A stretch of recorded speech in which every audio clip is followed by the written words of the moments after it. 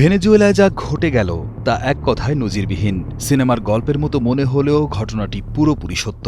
যুক্তরাষ্ট্রের সেনাবাহিনী ভেনেজুয়েলার প্রেসিডেন্ট নিকোলাস মাদুরোকে লক্ষ্য করে এক বিশাল অভিযান চালিয়েছে, আর এই অভিযানে নিজের জীবন দিয়ে মাদুরোকে বাঁচানোর চেষ্টা করেছেন তার নিরাপত্তা টিমের সদস্যরা। সবচেয়ে অবাক করার বিষয় হল, এই লড়াইয়ে যারা প্রাণ হারিয়েছেন তাদের একটি বড় অংশ ভেনেজুয়েলার নাগরিকই নন। তারা এসেছিলেন প্রতিবেশী দেশ কিউবা থেকে। কিউবার সরকার বা হাভানা নিশ্চিত করেছে যে তাদের অন্তত ৩২ জন নাগরিক এই মার্কিন হামলায় নিহত হয়েছেন।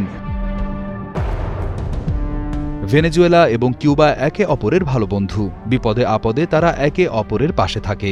সেই বন্ধুত্বের খাতিরেই কিউবা তাদের কিছু দক্ষ মানুষকে পাঠিয়েছিল ভেনেজুয়েলার প্রেসিডেন্ট মাদুরোর নিরাপত্তার জন্য। তারা মাদুরোর বডিগার্ড বা দেহরক্ষী হিসেবে কাজ করছিলেন। কিন্তু যুক্তরাষ্ট্রের অতর্কিত হামলায় তারাই সবচেয়ে বেশি ক্ষতিগ্রস্ত হয়েছেন। হামলার ভয়াবহতা এতটাই বেশি ছিল যে কেবল সামরিক ঘাঁটি নয়, সাধারণ মানুষের ঘরবাড়ি বা বেসামরিক স্থাপনাও রেহাই পায়নি।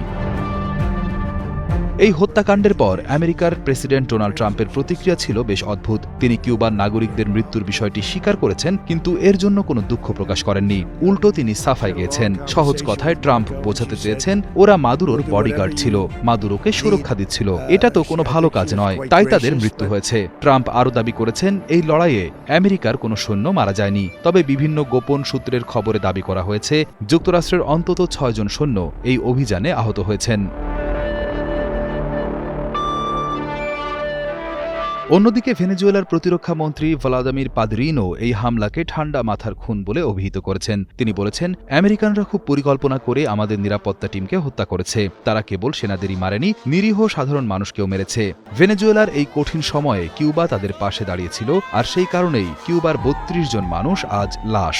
কিউবার প্রেসিডেন্ট মিগুয়েল দিয়াজ ক্যানেল এই ঘটনায় গভীর শোক প্রকাশ করেছেন। তিনি নিহতদের বীর হিসেবে আখ্যায়িত করেছেন। তিনি বলেছেন, আমাদের দেশের এই সাহসী সন্তানেরা বন্ধুরাষ্ট্র ভেনেজুয়েলার অনুরোধে সেখানে গিয়েছিল। তারা সম্মান ও সাহসের সাথে দায়িত্ব পালন করতে গিয়েই প্রাণ হারিয়েছেন। কিউবা সরকার এই ঘটনায় এতটাই ব্যথিত যে দেশটিতে ২ দিনের রাষ্ট্রীয় শোক ঘোষণা করা হয়েছে।